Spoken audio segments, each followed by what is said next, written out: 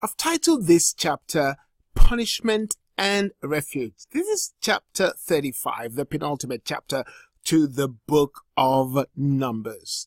And let's see what the book has to tell us.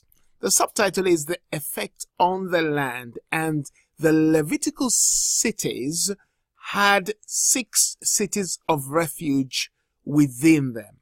So that makes sense because the Levi, which is the high priest, is a Levite, comes from the house of Aaron.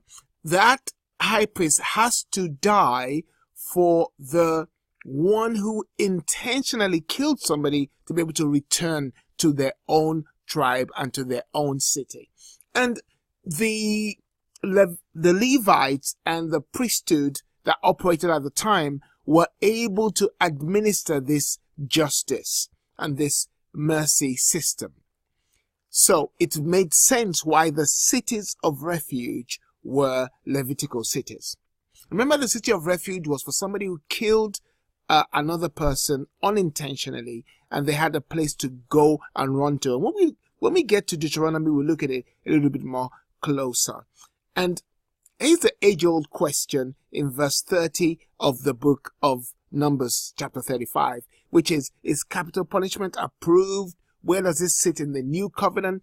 But one thing I would say is that capital punishment was introduced after Noah, after the flood. That's when capital punishment was introduced.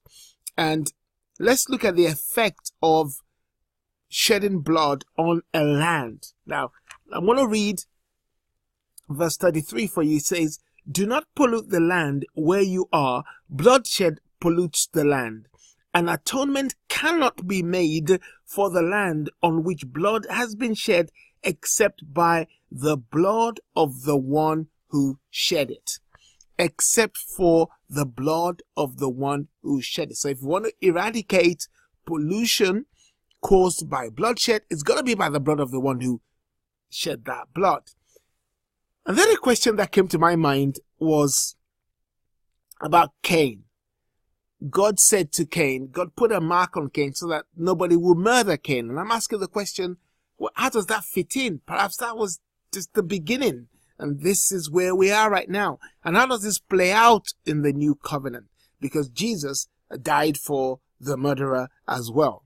Interesting to think about. And then in the final chapter, this is the case of, or case for, and case of, inheritance. We see right here about the daughters of Zelophehad. That question has come up again. What if Noah and her sisters marry people outside the clan of Manasseh or outside the tribe of Manasseh? Then that land would automatically revert to the people who they married. And that was quite an issue for the elders of the tribe of Manasseh. So they took that question to Moses, and God told Moses, said, no, this is what's going to happen. The inheritance is not transferable.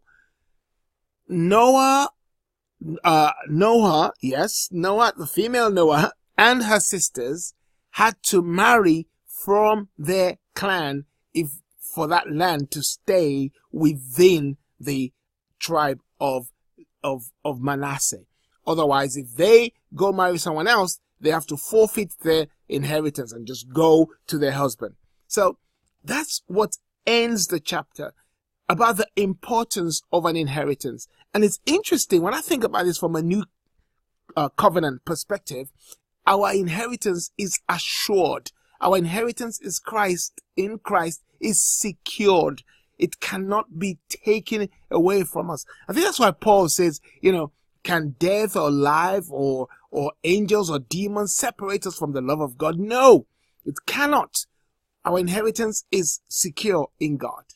And that's the end of the book of Numbers. We've traveled a long journey of years in the wilderness. They came out of Egypt.